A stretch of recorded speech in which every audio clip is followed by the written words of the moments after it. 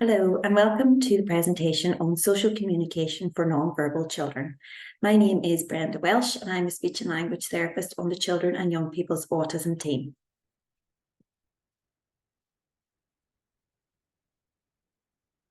Today we're going to have a look at what is communication, verbal and non-verbal communication, reasons why children choose to communicate it and motivation, how to repair communication when it breaks down, develop communication by increasing understanding for children, using visuals, and at the end we'll look at some websites which you can further explore. So the focus is on social communication, as I said, and ways to help non-verbal children or early communicators. So let's start with having a look at what is communication. Well, communication is a desire or intent to convey a message to someone else. It's within a social context and it can be a verbal or a non-verbal act. We sometimes refer to the communication seesaw, which is that combination of two people using verbal and non-verbal communication. Communication and ASD. Communication and social skills are closely interlinked. Communication and social skills are the key areas of difficulties for children with autism. Children using their non-verbal skills and verbal skills to communicate can sometimes be tricky for children with ASD. But when we have a look at communication and actually break it down into verbal and non-verbal, as you can see here in the chart, there's an extensive amount of our communication which is non-verbal. And on the chart, it will display that 93% is non-verbal. So that's using our gestures and our face to communicate a message. And only 7% is actually verbal. So that's what we say, the words that we use. So as I mentioned there, 7% is the words we use. 38% is the way we say words, so our intonation and our voice. And the rest is looking at our body language and our gestures. So communication is about the way we say things. So again, our volume, our tone, and our rate of our speech. And again, these are sometimes difficult for children with ASD to understand, but also our body language. So our eye contact, facial expressions, gestures, and our space between our communicative partner. So non-verbal communication, as I mentioned, can be use of motor and gestures. It can be about vocalizations, sign language, using objects, photographs, or pictures, or it also can be written communication for some children.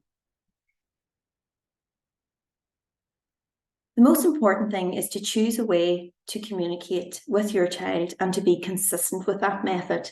So if it's that you're using objects of reference, if you're using photographs or pictures or signs, gestures, or as I mentioned, written communication, it's important that you stick with the one mode and continue to use that in cross environments. So between home and school, for example. It's about trying to keep an interaction going with a young person who is nonverbal. So again, matching your interaction style to that of your child's. Tune into your child's level of language, whether it be verbal or nonverbal.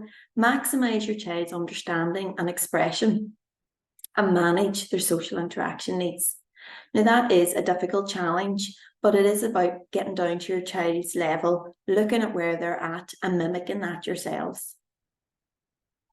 Building social communication skills in the non-verbal child. You know, we're looking at, does your child show the intention to communicate and what are they communicating for? And you're developing communication intent through cause and effect, joint activity routines, and delaying your responses. And sometimes, again, that's a bit tricky to always be the person to wait and pause and to see if your child will respond. So for example, if they're asking for a drink or they're asking for the TV turned on, it's about you as their communicative partner holding back, taking a pause and seeing what does your child do to send you that message and tell you that they want those things.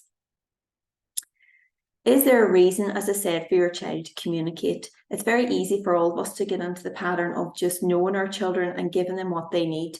But when your child has autism, it's important to take that step back and create opportunities for them to communicate, because the desire may not always be there. And intentionally, they also get used to having routines and things provided for them. So creating a need to communicate, as I said, maybe putting the remote control further out of their reach, or putting their favorite foods further higher up, so they may need to ask you for help. Giving things bit by bit, And again, it sounds a bit cruel, but I suppose you're thinking about giving, for example, if they're eating their favourite snacks, giving out so many in the bowl and then waiting for them to request some more. Putting motivating items, as I said, out of reach, like their remote, their iPad, their toys, whatever it is that they're used to having and like having. Making mistakes, doing something interesting so that your child will notice what you're doing and comment on your child's interests. And sometimes we may forget to do that. So if, again, they're asking for the remote, giving them that verbal feedback, you like the remote or you want the remote. Motivation, as I've mentioned a few times there, is key to communication.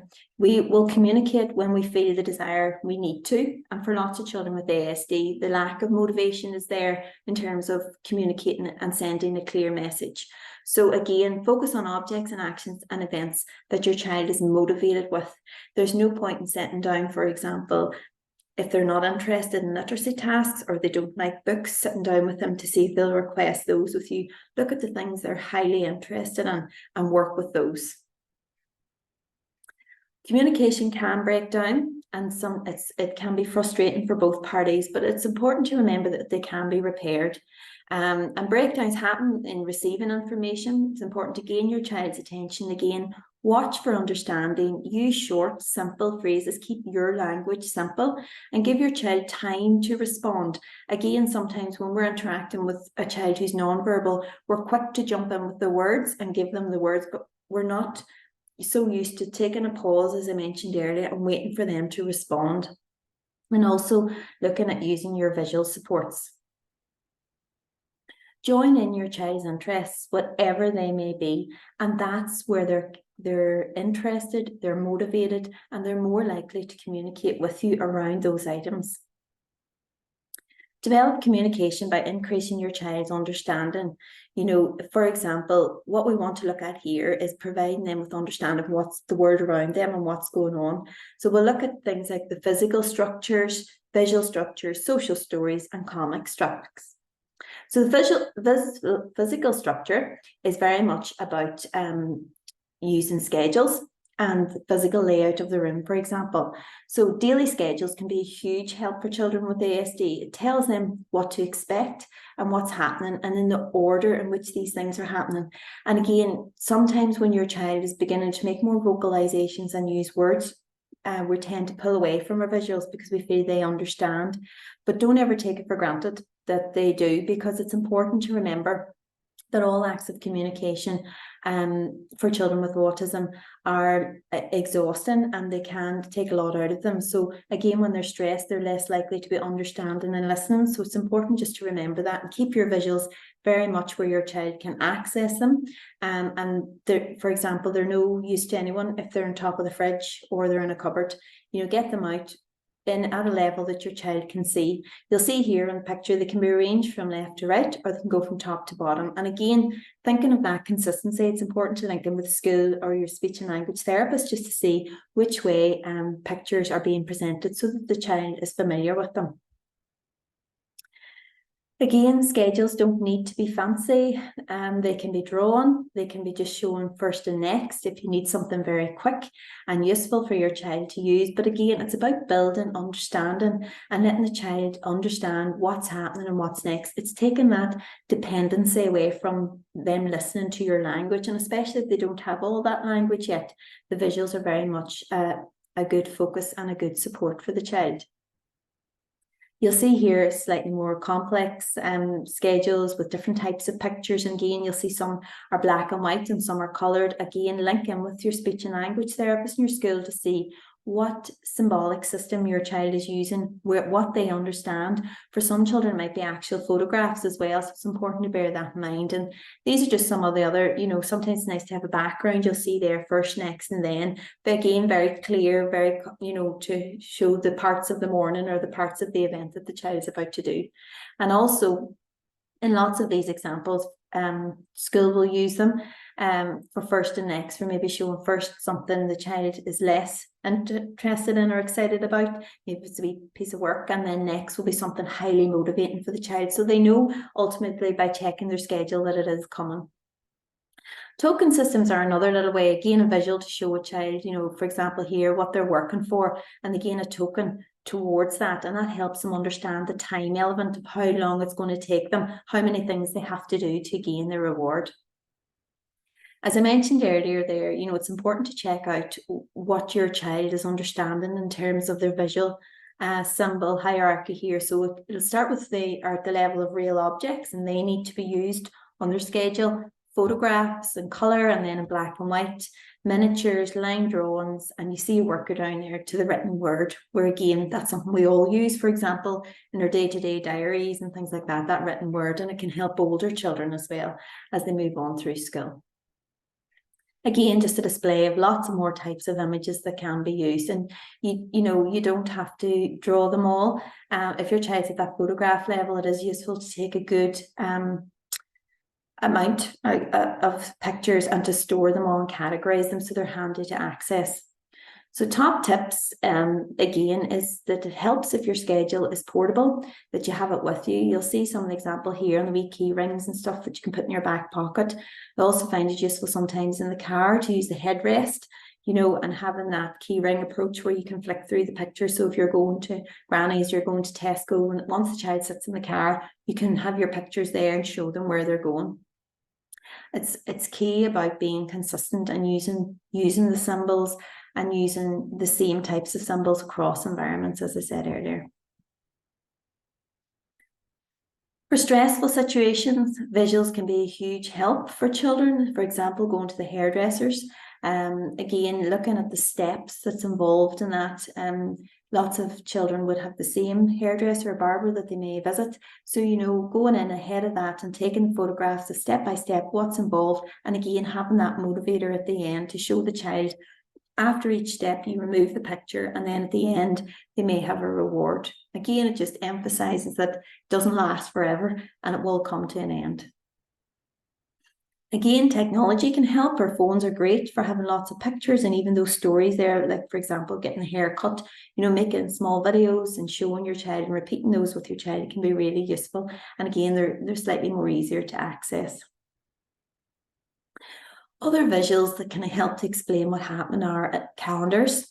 We kind of moved on from calendars, but having them visually up in your fridge or up on your wall can help, even with things like when it's a school day and when it's not a school day.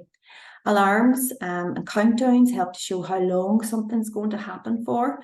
To-do lists, and again, having a whiteboard up in your house if you needed to jot down your routine or what's happening, and referencing those regularly throughout the day, you know, for the child who's constantly asking or pulling and looking for information, you know, letting them check their schedule, check what's happening, really helps a child to understand what's going on.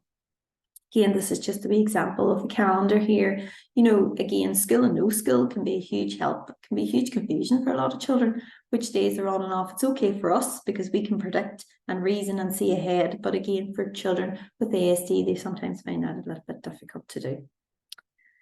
Right, we have some websites here that you can have a wee click into and look for some more information on using visuals and supporting a child who is nonverbal.